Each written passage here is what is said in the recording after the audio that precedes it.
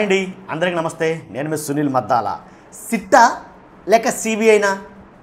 ఎందుకని sit CBI ఎందుకన్నానంటే, ఏదైతే తిరుమల లడ్డు ప్రసాదం కల్తీ అయిందన్నారో, అపవిత్రమైందన్నారో, కొన్ని కోట్ల మంది హిందువుల మనోభావాలు దెబ్బతిన్నాయన్నారో, వీటన్నిటి మీద విచారణ చేయాలి కదా ప్రభుత్వం. విచారణ చేయించాలంటే కనుక సిట్టే ఎందుకని ఇంపార్టెన్స్ చూపుతున్నారు, సిబిఐతో ఎందుకు విచారణ చేయించట్లేదు? వైసీపీ అంటున్న మాటలండి. అలా కాదు, యావత్ రాష్ట్రం మాట్లాడుకుంటున్న మాట. సిట్టే ఎందుకు అన్నారు? షిట్టనా? సిట్ ఎందుకని అడుగుతున్నారు? సిబిఐ ఎందుకు వద్దంటున్నారు అనే దాని మీద ఈ వీడియో అయితే ముందుకు సాగుతుందండి.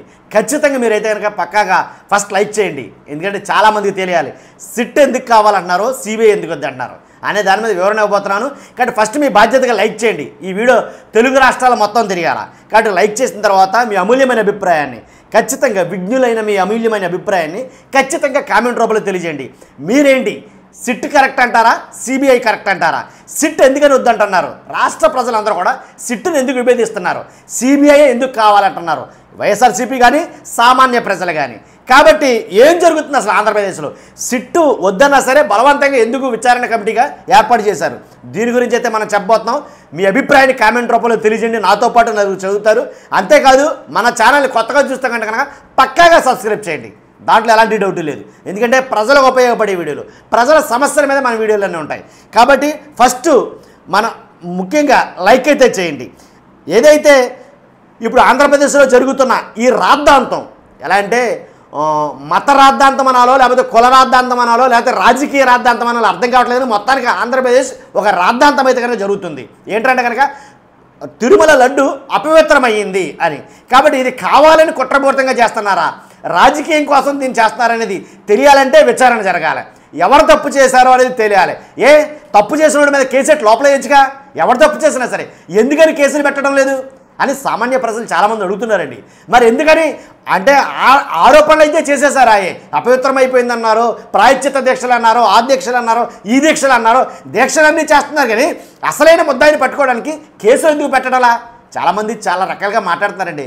కావాలని గొడ్డగాల్చి ఎదటోడి మీద పడేసి పనులు రయ్యి అని అంటున్నారు.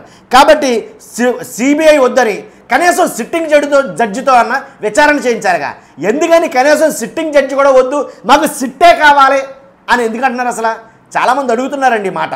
కాబట్టి ఏదైతే ఇప్పుడు సిట్ని ఏర్పాటు చేసిందో ప్రభుత్వం, కూటమి ప్రభుత్వం, ఆ సిట్లో ఉన్న వ్యక్తి ఎవర్రా ఇన్ఛార్జ్ అంటే కనుక తెలిసిన వ్యక్తి అందరికీ మీకు, ఎందుకంటే సర్వశ్రేష్ఠ త్రిపాఠి.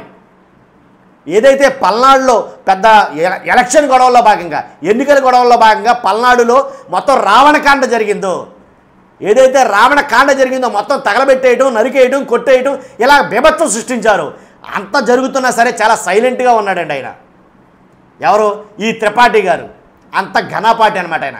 కాబట్టి ఎన్ని జరిగిపోయినాయి, ఏం జరిగిపోయినాయి, అలా సైలెంట్గా ఉన్నారంతే. పైనుంచి వచ్చిన ఆదేశాలు ఏంటో తెలియదు. కానీ పైకి ఈయన ఎలా వచ్చారు ఎక్కడికానంటే కనుక పురంధరేశ్వరి గారు కావాలని అక్కడ ఉండేటువంటి వ్యక్తిని తీసేసి, అక్కడ ఉండేటటువంటి ఎస్పీని తీసి, కాబట్టి అక్కడ ఉండే అధికారిని తొలగించి ఈ త్రిపాఠి గారిని తీసుకొచ్చిన లిస్టులో, అంటే పురంధరేశ్వరి గారు తీసుకొచ్చిన లిస్టులో ఈయన పేరు ప్రథమం. కాబట్టి ఎందుకని కావాలని మళ్ళీ ఈయన వేశారు అని అంటే కనుక సిట్టు కదండి, ఏం లేదు.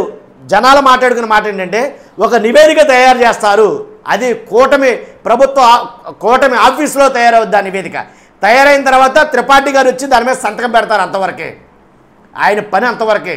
కాబట్టే ఆయన్ని కావాలని ఏరుకోరేసుకున్నారు అనేది అన్నారు. ఈ ఆరోపణలు వస్తాయని మీకు ముందే తెలుసు కదా, ఇలా మాట్లాడతారని ముందే తెలుసు కదా. అలాంటప్పుడు సిట్టింగ్ జడ్జితోనూ సిబిఐతోనూ ఎంక్వైరీ చేయించవచ్చుగా. ఎందుకని అలా వేస్తే వాళ్ళైతే ఒప్పుకోరేనా? ఇలాగే మాట్లాడుకుంటున్నారు. తర్వాత కొన్ని ప్రశ్నలు అయితే ఉన్నాయండి. ఈ రాద్ధాంతం ఏదైతే మనం నోట్లోంచి మాట బయటకు వచ్చేసింది, దాన్ని ఎలాగైనా కప్పిపుచ్చాలనుకున్నారు, ఏమనుకున్నారో తెలియదు. కానీ నందిని నెయ్యికి ఎందుకు ఇవ్వలేదు, అదే బెడిసి కొట్టింది. ఎందుకంటే 2015లో ఏదైతే చంద్రబాబు నాయుడు గారు నందినికి ఏదైతే నెయ్యి ఆర్డర్ ఎందుకు ఇవ్వలేదు మీరని చాలా రోజులు డిఫెండ్ చేశారు. ఆయన చేస్తే వాస్తవాల్లోకి వెళ్తే కనుక 2015లోనే అప్పటి ప్రభుత్వం, చంద్రబాబు నాయుడు గారి ప్రభుత్వం, నందిని ఈ గీ ఏదైతే ఉందో దీన్ని అది ఇంకా తక్కువకి మహారాష్ట్ర వాళ్ళు కోట్ చేస్తే నందిని నెయ్యిని క్యాన్సిల్ చేసి మహారాష్ట్ర వాళ్ళకి ఇచ్చిన ఓదాంతం మర్చిపోలేదు ఇంకా ప్రజలు చాలామంది. అది ఇప్పుడు తిరగేస్తున్నారు చాలామంది. మీరు కూడా క్యాన్సిల్ చేశారు కదా నందిని నెయ్యిని, ఇప్పుడు నందిని నెయ్యి ఎందుకు ఇవ్వలేదని ఎలా అడుగుతున్నారు మీరు? ఎవరు తక్కువకి ఇస్తే వాళ్ళు ఇచ్చారు కదా మీరు అని అయితే మాట్లాడటం జరుగుతుంది. అంతే కదండి. కేసులు ఎందుకు వేయటం లేదు, కేసులు ఎందుకు పెట్టడం లేదు? మరి ముఖ్యంగా ఆంధ్రప్రదేశ్ అంతా గగ్గోలు పెట్టేస్తా ఉంటే ఇప్పటి వరకు కేసు ఎందుకు నమోదు చేయలేదు? తప్పు చేసింది ఎవడైనా సరే కేసు ఎందుకు పెట్టలేదు? ఎందుకని అంతమంది మనోభావాల్ని స్ట్రాంగ్ చేయాలి కదా, మరి అలాంటప్పుడు కేసులు పెట్టాలి కదా, కేసులు ఎందుకు పెట్టలేదు అని చాలామంది మాట్లాడుకున్నారండి నిజంగాను. కాబట్టి ఇంకోటి ఏంటంటే కనుక ఈ బృందం ఎవరైతే త్రిపాఠి గారి బృందంలో డిఐజీ గోపినాథ్ జట్టి, కడప ఎస్పీ హర్షవర్ధన్ రాజులను సభ్యులుగా నియమించారు. తర్వాత వీళ్ళనే ఎందుకు నియమించాలి? త్రిపాఠి గారి కన్నా ఇంకా ఏంటి మోస్ట్ సీనియర్లు అలాగే సిన్సియర్లు ఉన్నారు కదా. ఎగ్జాంపుల్ ఎలా అంటే ఐజీలు ఉన్నారు కదా, వినీత్ బ్రిజ్లాల్ ఆయన ఉన్నాడు కదా, ఆయన ఎందుకు నియమించలేదు అని చాలామంది క్వశ్చన్ చేస్తున్నారు. ఎందుకు నియమించలేదంటే ఆయన నిజాయితీపరుడు, ముక్కుసూటిగా ఉంటాడు, నిష్పక్షపాతంగా వ్యవహరిస్తాడు, ఎవరైనా సరే డోంట్ కేర్ అంటాడు అతను. కాబట్టి మనం ఆటలు అక్కడ సాగవు, అందు గురించి ఆయన్ని నియమించలేదా? ఇదే అడుగుతున్నారు చాలామంది. సమాధానం చెప్పవచ్చు ధైర్యం ఉన్న వాళ్ళు ఎవరైనా. తర్వాత పిహెచ్డి రామకృష్ణ గారు అదే హోదాకి వెళ్ళినటువంటి, కాబట్టి ఈయన ఎందుకు నియమించలేదు సిట్ ఇన్ఛార్జిగా? ఈయన కూడా మీ మాట అండనా? ఈయన కూడా మీ ఆటలు ఆయన దగ్గర సాగవనా అని అడుగుతున్నారు చాలామంది. దీనికి కూడా సమాధానాలు కావాలి. ఆకే రవికృష్ణ ఈయన ఎందుకు నియమించలేదు? ఈయన కూడా అంతే సేమ్, ఎవడ మాట ఏండో అంటే ఏదైతే వాస్తవమో అదే చేస్తాడు రిపోర్టు.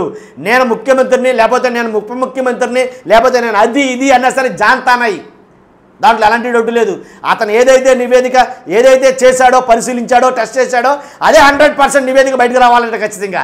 అంతేగాని నివేదిక పట్టిన వాళ్ళకి ఇస్తే ఆ నివేదిక ఏమో డ్రాయర్ సొరుగులో పెట్టుకుని మళ్ళీ ఇంకో నివేదిక, అలాంటిది ఆయన దగ్గర పనిచేయదు.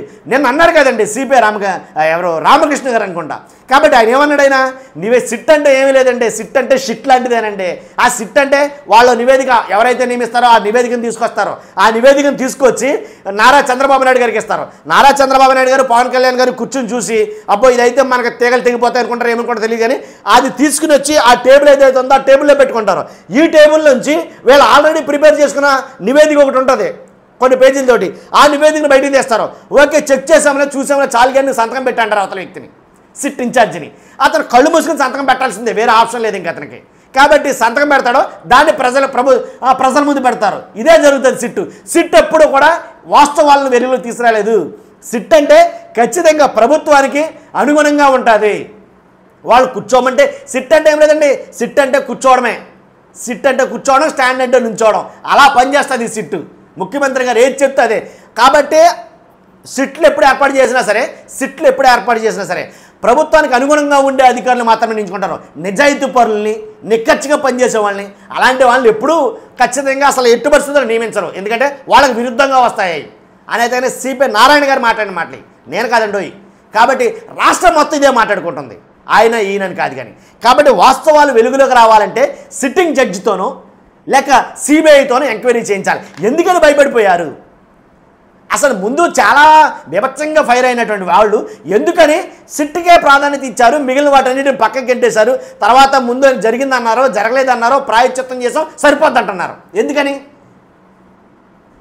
ఏంటి దీక్షలు అని చాలామంది మాట్లాడుకుంటున్నారు, మన మామూలుగా కాదండి. కాబట్టి చూస్తున్న మీరు అందరూ కూడా మీ అభిప్రాయం ఉంటే నాకు తెలియాలా. ఎవరి అభిప్రాయాలు నాకు ఎక్కువేం కాదు, కానీ మన కుటుంబ సభ్యులైనటువంటి మన సబ్స్క్రైబర్లు మీ అభిప్రాయం నేను కోరుతున్నా ఖచ్చితంగా. సిట్టా సిబిఐయా? నేను మాట్లాడింది వాస్తవమా అవాస్తవమా, తప్పు మాట్లాడుతున్నానా ఒప్పు మాట్లాడుతున్నానా, ఓ పక్కకి ఒరిగి మాట్లాడుతున్నానా? వాస్తవాలు ఉంటే కనుక ఎటువైపు ఉంటే అటే మాట్లాడడం నాకున్న అలవాటు. కాబట్టి మీరు తప్పు కనిపోద్దు, వాస్తవం ఏంటంటే మీరు ఖచ్చితంగా చెప్పండి. చూస్తున్నా మీకు అందరూ కూడా థ్యాంక్ యూ వెరీ మచ్.